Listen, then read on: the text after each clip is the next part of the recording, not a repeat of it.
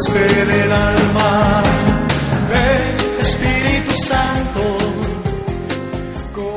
como permanece para siempre, tiene un sacerdocio eterno. De aquí que tiene poder para llevar a la salvación definitiva a cuantos por él se vayan acercando a Dios, porque vive para siempre para interceder por ellos.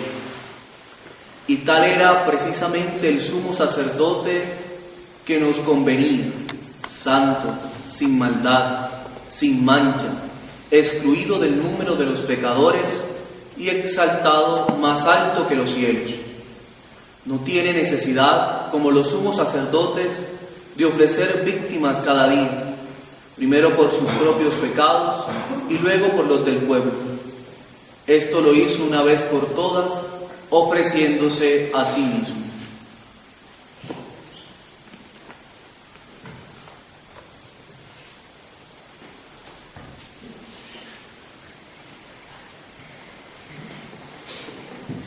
Dentro de la temática que hemos venido desarrollando en nuestra novena de Pentecostés 2013, me corresponde ahora hacer la reflexión sobre la renovación como un Pentecostés, o lo contrario, el Pentecostés de la renovación.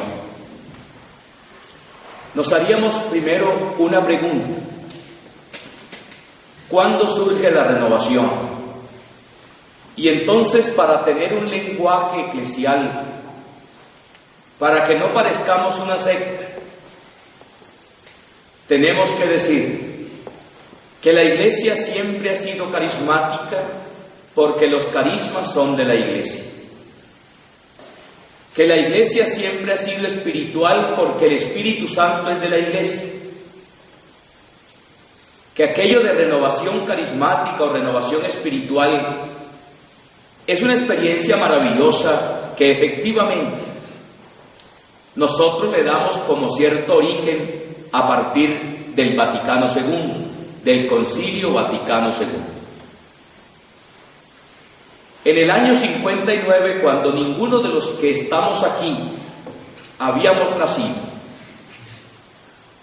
el Papa Juan XXIII convoca el concilio que hoy nos rige, el último concilio, el Vaticano II, y lo convoca con esta frase, que aquí la traigo entre comillas: quiero abrir ampliamente las ventanas de la Iglesia con la finalidad de que podamos ver lo que pasa al exterior y que el mundo pueda ver lo que pasa al interior. Hermosa la frase. El Papa pretende con el concilio abrir las puertas de la Iglesia para que entre un aire fresco.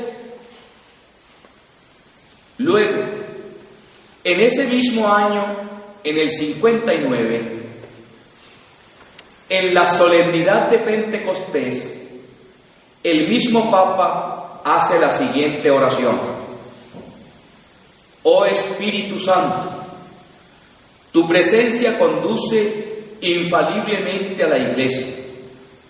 Derrama, te lo pedimos, la plenitud de tus dones sobre este concilio. Renueva tus maravillas en nuestros días como un nuevo Pentecostés. La oración de Juan 23. Ya el Papa quiere un aire fresco. Para eso abre las ventanas de la Iglesia y pide en Pentecostés que el Espíritu Santo repita la experiencia de los hechos de los apóstoles como un nuevo Pentecostés. El Vaticano II termina en el año 65 y en estos años se trabaja arduamente para construir lo que hoy tenemos, el documento del concilio.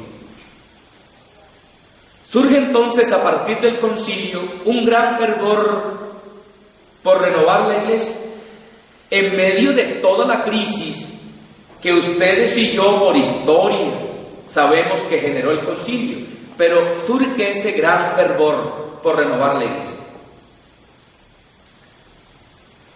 Unos jóvenes inquietos en Estados Unidos, universitarios y profesionales, católicos, están reflexionando sobre el adormecimiento de la iglesia, la pasividad de la misma, esa forma tan fría de anunciar el Evangelio, esa forma tan lánguida de orar.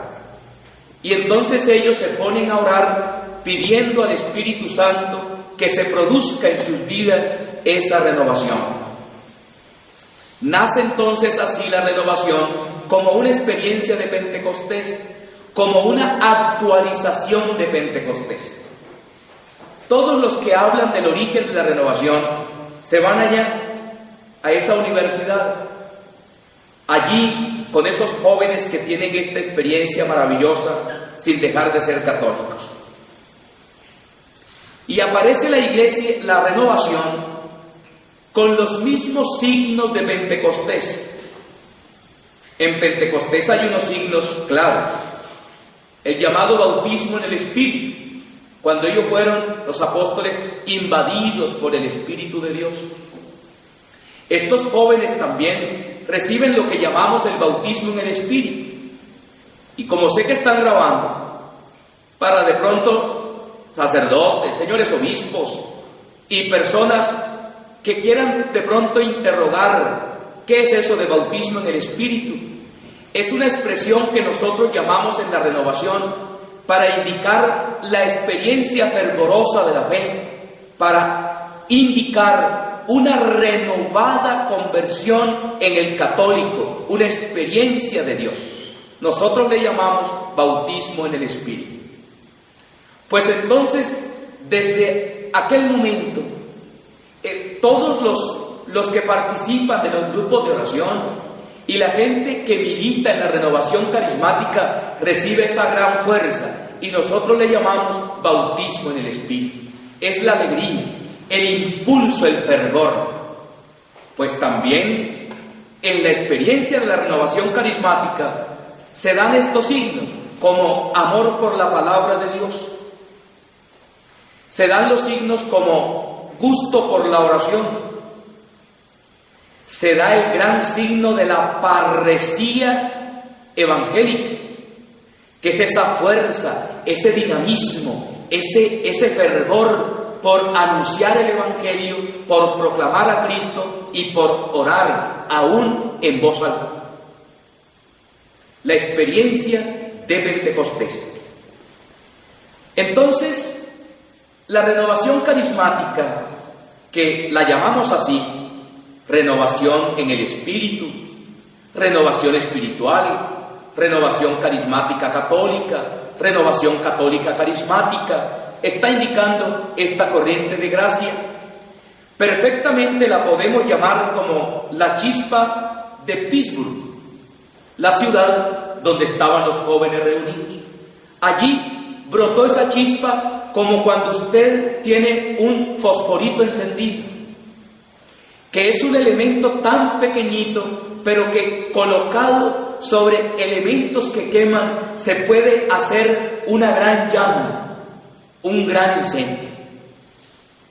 En la renovación carismática también es así, queridos jóvenes. Un hombre de fe, un sacerdote de fe, un sacerdote con la chispa del Espíritu, un seminarista con la chispa del Espíritu, un laico con la chispa del Espíritu, una parroquia renovada en la chispa del Espíritu puede hacer grandes cosas en toda la iglesia. La renovación carismática puede también llamarse la respuesta de Dios a los deseos de Juan 23, de que se diera en la iglesia como un nuevo Pentecostés. La renovación carismática puede perfectamente ser llamada un nuevo Pentecostés, palabras de Pablo VI. La renovación carismática puede perfectamente ser llamada un permanente Pentecostés, abiertos a la acción del Espíritu. Yo quise traer aquí un pensamiento de dos papas, Pablo VI y Juan Pablo II. Oigamos a Pablo VI. Para un mundo así, como lo estaba viviendo el Papa, cada vez más secularizado, no hay nada más necesario que el testimonio de esta renovación espiritual que el Espíritu Santo suscita hoy, visiblemente en las regiones y ambientes más diversos. Para el mundo de hoy, un grupo de sacerdotes como el que está aquí congregado en el futuro, no hay algo mejor que enfrentarse al mundo, pero con la fuerza de Dios y con la alegría del Espíritu. Ahora escuchemos a Juan Pablo II. El vigor y la fecundidad de la renovación atestiguan ciertamente la poderosa presencia del Espíritu Santo que actúa en la Iglesia. La renovación es una elocuente manifestación de esta vitalidad hoy. La renovación carismática es entonces el testimonio de la presencia del Espíritu. Nosotros que amamos tanto la renovación carismática, debemos, por un lado, siempre mantener ese dinamismo, mantener esa chispa, vivir en permanente Pentecostés, pero también no perder los signos de Pentecostés, la fuerza de Pedro predicando, la alegría de los apóstoles, aún en medio del sufrimiento al estilo de Pablo. Da gusto sufrir por el Señor, da gusto vibrar por el Señor, da gusto anunciar al Señor, da gusto orar al Señor nuestro Dios. Las puertas de la iglesia permanecen abiertas y las puertas de la renovación tendrán que abrirse siempre para que la renovación no llegue a adormecerse, porque podemos correr el peligro de quedar ostentando un nombre al que no le hacemos eco.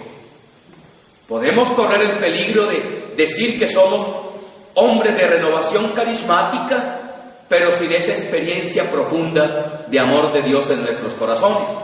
Y por eso corremos el error de vivir aleteando, de quedarnos en la expresividad, de quedarnos en la efusión externa y no ir a la esencia que consigue la santidad. El hombre y la mujer que en la renovación carismática terminan siendo santos. El Pentecostés de la renovación es un Pentecostés que nos lleva a la santidad de vida. Que Dios nos bendiga siempre. Amén. Amén. Ven, Espíritu Santo, como en Pentecostés. Ven, derrama tu gracia, dulce huésped del alma.